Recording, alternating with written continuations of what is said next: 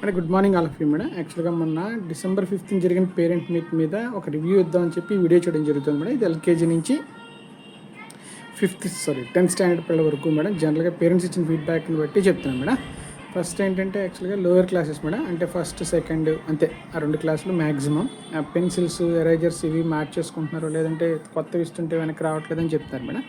సాధారణంగా పిల్లలు కావాలని అయితే ఏం తీరు మేడం నేను అనుకోవడం, కాకపోతే ఏంటంటే వాళ్ళకి నచ్చి బ్యాగ్లో పెట్టేసుకోవడం లేదా ఇంటికి పట్టుకెళ్ళడం ఇలా జరుగుతుంది. యాక్చువల్గా అది ఎక్కువ కూడా కాదు, ఒక 5-6 చెప్పారు మేడం యాక్చువల్గా. సో దానికి సొల్యూషన్ ఏంటంటే పిల్లలకి ఏవైతే మీరు ఇవ్వాలనుకుంటున్నారో అంటే పెన్సిల్స్ ఎరేజర్స్ ఆఫీస్ రూమ్లో ఆఫీస్ అడ్మిన్ దగ్గర సబ్మిట్ చేసేస్తే వాళ్ళు అక్కడ ఉంచుతారు మేడం. ఎప్పుడు కావాలంటే అప్పుడు పిల్లలకి ఆఫీస్ అంటే స్కూల్ నుంచే ప్రొవైడ్ చేయడం జరుగుతూ ఉంటుంది. మీరు కొనిచ్చేయండి మేడం, ఓ 10 కొనిచ్చేస్తే సరిపోతుంది. కొత్తగా మీరు ఇవ్వాల్సిన పని ఉండదు. ఒకవేళ అయిపోతే మళ్ళీ మీకు కాల్ చేస్తారు, అప్పుడు మీరు మళ్ళీ తిరగండి మేడం. సో దట్ ఏంటవుతుందంటే పిల్లలకి ఆ ఎక్స్చేంజ్ చేసుకునే ఏమైనా కూడా ఇబ్బంది ఉండదు మేడం యాక్చువల్గా. సెకండ్ ఏంటంటే చాలా తక్కువ మంది మేడం, ఒకళ్ళు ఇద్దరు చెప్పారు ఈ ఫీడ్బ్యాక్, అంటే క్లాస్ రూమ్లో బ్యాడ్ వర్డ్స్ వాడుతున్నారు అని చెప్పేసి. ఇది కూడా పర్టికులర్గా లోవర్ క్లాసెస్లో. సో దానికి సొల్యూషన్ ఏంటంటే ఆల్రెడీ టీచర్స్ చేత పిల్లలందరికీ కూడా చెప్పిస్తున్నాను మేడం, అలా వాడకూడదని చెప్పేసి మొత్తం జనరల్గా. అంతేకాకుండా ఎవరైతే పర్టికులర్గా ఈ మొబైల్ ఫోన్స్ లేదంటే ఈ షార్ట్స్ యూట్యూబ్స్ ఇవి చూస్తున్నారో వాళ్ళు అలాంటి వాటికి గమ్ముని అట్రాక్ట్ అవుతున్నారు మేడం. అందుకని దయచేసి మొబైల్ ఫోన్ అంటే సరదాగా కూడా, అంటే మీ పిల్లలు ఏదైనా సపోజ్ ఏదో సరదాగా ఒక రీల్ చేస్తానమ్మా అన్న అలాంటివి ఎట్టి పరిస్థితుల్లోనే ఒప్పుకోవద్దు మేడం. అసలు వాళ్ళకి అలాంటివి గమ్ముని చిన్నపిల్లలు చాలా ఫాస్ట్గా అట్రాక్ట్ అవుతున్నారు అలాంటి వాటికి, పర్టికులర్గా lower classes 1st to 5th.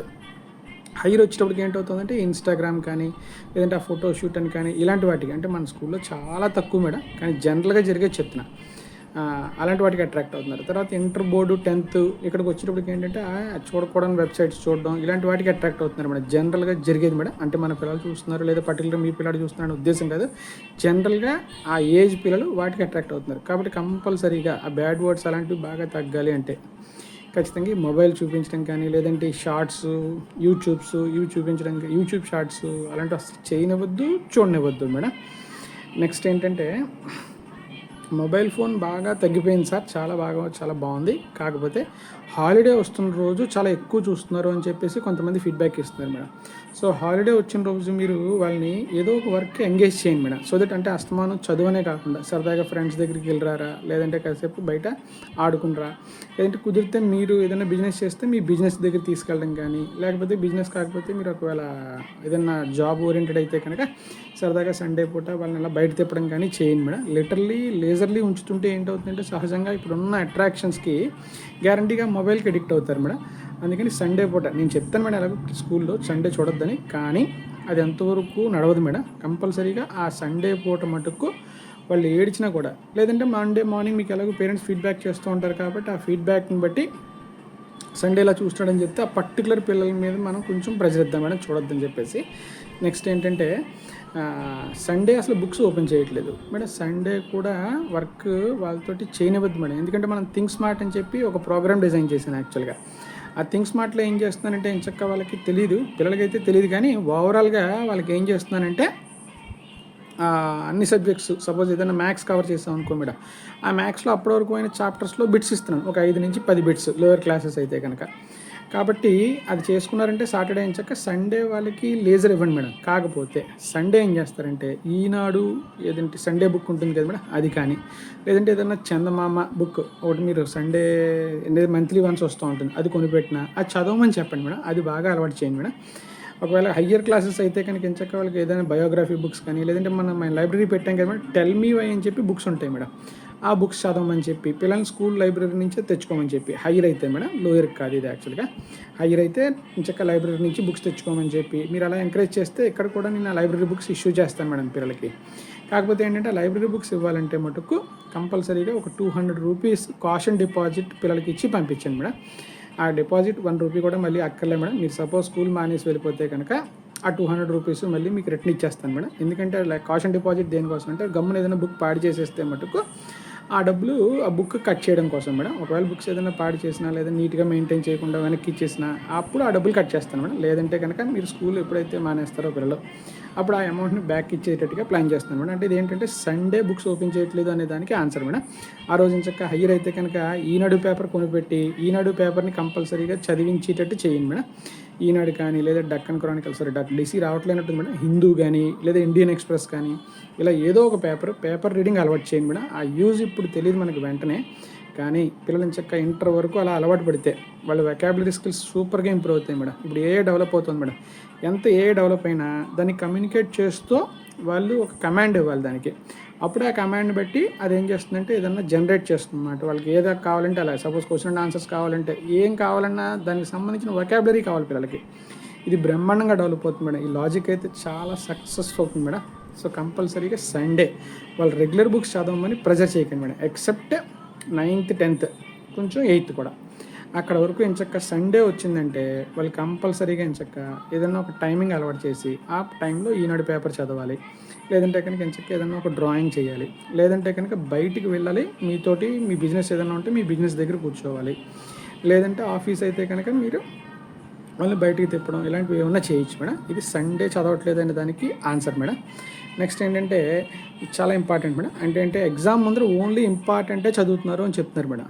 దీనికి కరెక్ట్గా లాజిక్ ఏంటంటే మేడం, యాక్చువల్గా మనం హోంవర్క్ షెడ్యూల్ డిజైన్ చేస్తున్నాం కదా మేడం.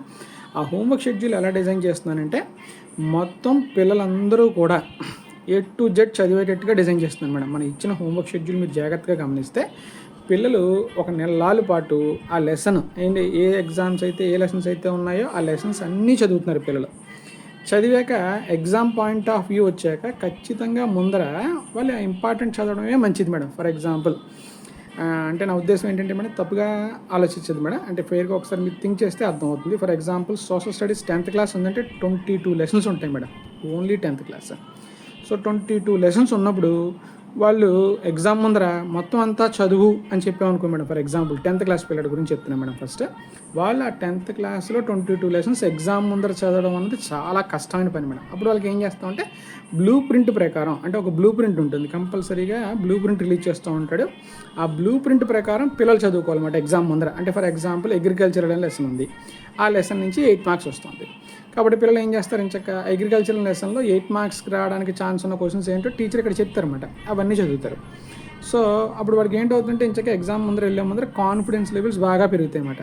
అప్పుడు ఆటోమేటిక్గా ఏంటవుతుందంటే ఇంచక్క ఆల్రెడీ హోంవర్క్ చేస్తున్నప్పుడు మొత్తం అంతా చదువుకొస్తున్నాడు, నెక్స్ట్ ఎగ్జామ్ ముందర ఇంచక్క ఇంపార్టెంట్ చదువుకుంటున్నాడు. సో దట్ వాడికి ఏంటైంది, ఇంచక్క సబ్జెక్ట్ వచ్చింది, ఎగ్జామ్ రాసేటప్పుడు ఎగ్జామ్లో ఇంచక్క మంచి స్కోర్ చేయడానికి కూడా ఉపయోగపడింది.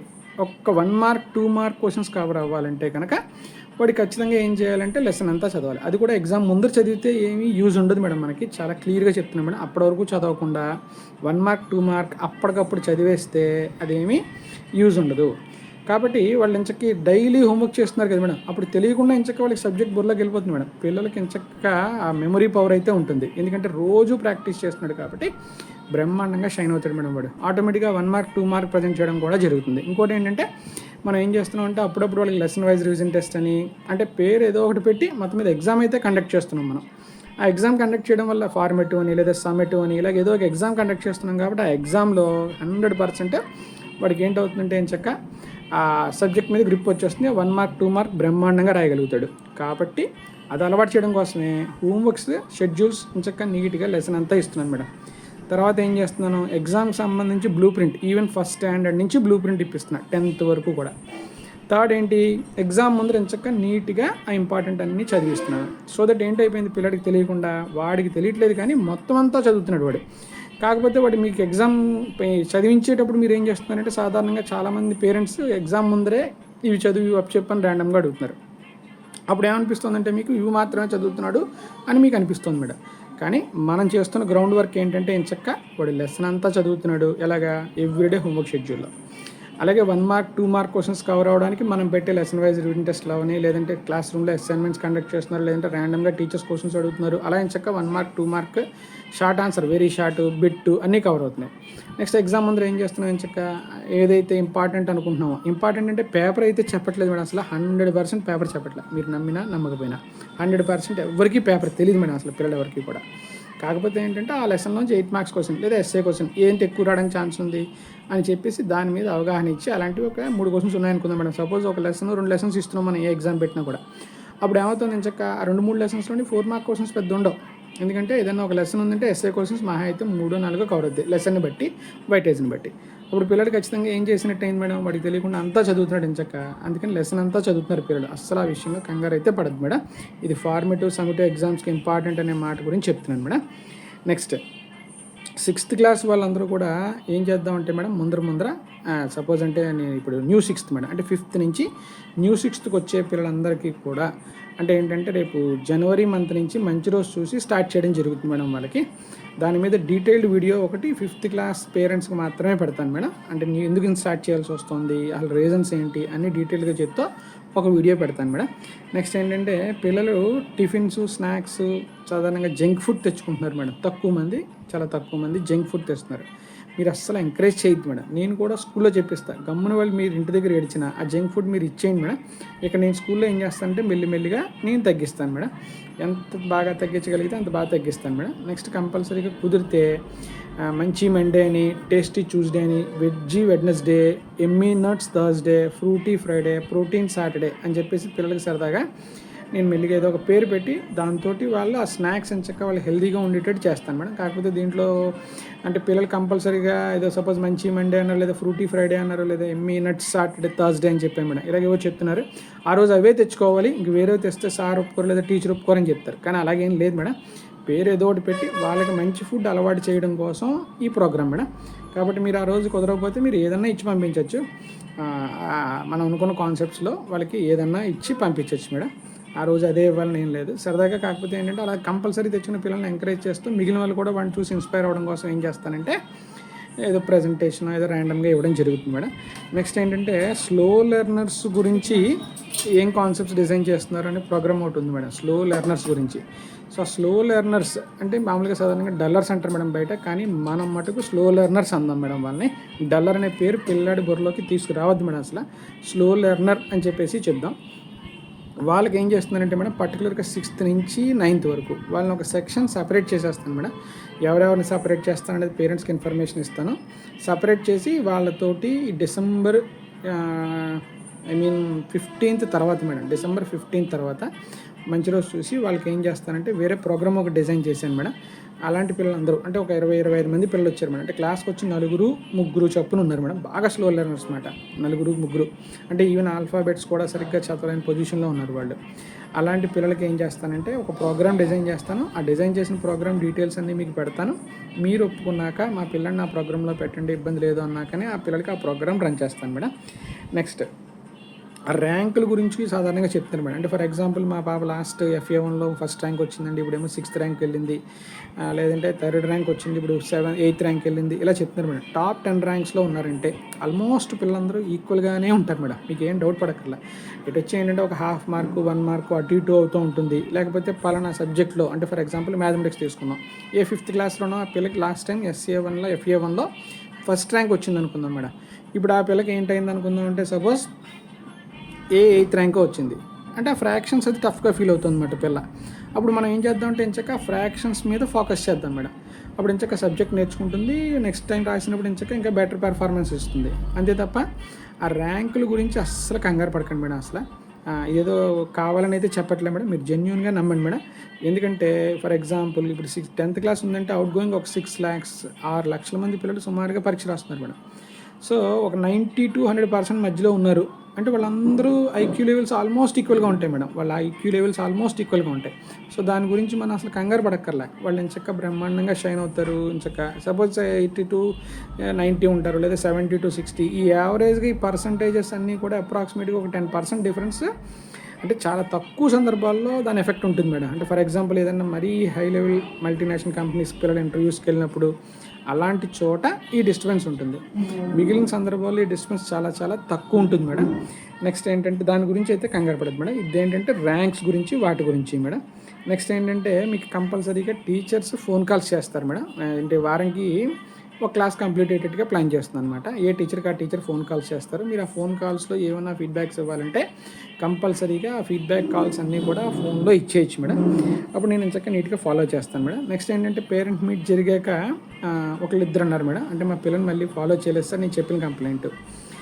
పిల్లల్ని ఫాలో చేయలేదు అని చెప్తున్నారు. కంపల్సరీగా ఫాలో చేస్తున్నాను మేడం, మీకు ఏమీ డౌట్ అక్కర్లే. మ్యాక్సిమం ఏమాత్రం అవకాశం ఉన్నా కూడా ఆ వీడియో తీసి అది కూడా మీకు పోస్ట్ చేస్తున్నాను యాక్చువల్గా. అంటే చాలా అస్తమానం ఇలా వీడియోలు తీస్తున్నాం అంటే ఇబ్బంది అవుతుంది మేడం, అంటే టైం పర్మిట్ చేయట్లే. అందుకని చెప్పేసి మీరు ఆ డౌట్ అయితే పడద్దు మేడం. కంపల్సరీగా వాళ్ళకి ఏదైతే మీరు ఫీడ్బ్యాక్ ఇచ్చారో దానికి తగ్గట్టుగా నేను ఫీడ్బ్యాక్ ఇస్తున్నాను మేడం. నెక్స్ట్ ఏంటంటే సపోజ్ ఇద్దరు పిల్లలు ఉన్నారు మేడం ఇంట్లో, ఎగ్జాంపుల్ బ్రదరు సిస్టర్, లేదా ఇద్దరు సిస్టర్స్, లేదా ఇద్దరు బ్రదర్స్, లేదా బ్రదరు సిస్టర్ ఇలా ఉన్నారు. వాళ్ళు అస్తమానం కొట్టుకుంటున్నారు అని చెప్తున్నారు సార్ చాలా తక్కువ మంది.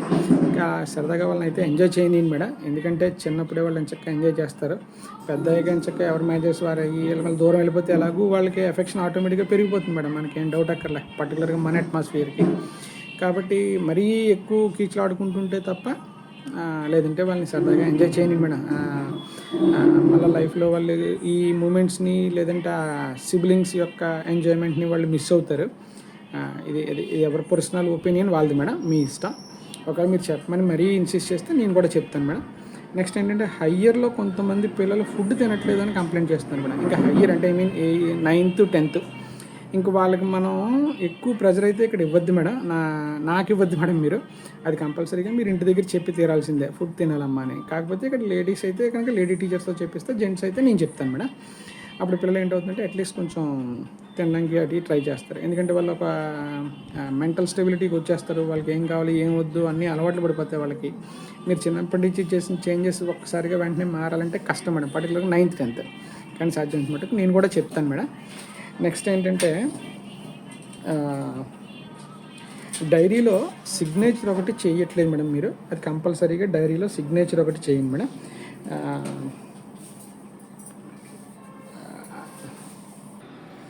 నెక్స్ట్ ఇకపోతే ఏ కమ్యూనికేషన్ అయినా నేను మ్యాక్సిమం ఫెయిర్గానే చెప్పడానికి ట్రై చేస్తున్నాను మేడం. అలాగే మీరు కూడా నాకు ఫెయిర్గా ఉన్నట్టుగా ఫీడ్బ్యాక్స్ నాకు ఇస్తే నేను దాన్ని ఇంకా బెటర్గా మన పిల్లలకు ఉపయోగపడేట్టుగా, స్కూల్ ఇంకా బాగుండేటట్టుగా ఉండడానికి ట్రై చేస్తాను మేడం. నెక్స్ట్ అంటే మన పేరెంట్ మీటింగ్కి చాలా బాగా అటెండ్ అయ్యారు madam, thank you madam. Next last but not the least, కంపల్సరీగా ఫీ మట్టుకు ఇన్ టైంలో పే చేసేటట్టుగా మట్టుకు చూడండి మేడం. అది నేను రిపీటెడ్గా చెప్తున్నా, కొంతమంది పేరెంట్స్ అర్థం చేసుకోవట్లేదు. సో స్కూల్ ప్రాపర్గా రన్ అవ్వాలంటే కంపల్సరీగా ఆ ఫీ అయితే మస్ట్గా ఇన్ టైంలో పే చేసి తీరాలి మేడం. ఎందుకంటే స్టాఫ్ చేత చాలా వర్క్ చేయిస్తాను. అలాగే రెంట్ పే చేయాలి స్కూల్కి, current bills, water bills, next ఆయమ్మలకి, అలాగే టీచింగ్ స్టాఫ్కి, నాన్ టీచింగ్ స్టాఫ్కి మొత్తం నేను ఇన్ టైంలో అంత పే చేసుకోవాలంటే కంపల్సరీగా మీ నుంచి ఆ ఫీ ప్రాంప్ట్గా పేమెంట్ నాకు కావాలి మేడం. సో దయచేసి అర్థం చేసుకుని ఫీ పేమెంట్ కూడా కంపల్సరీగా పే చేసేటట్టు చూడండి మేడం. Thank you madam. ఇది యూట్యూబ్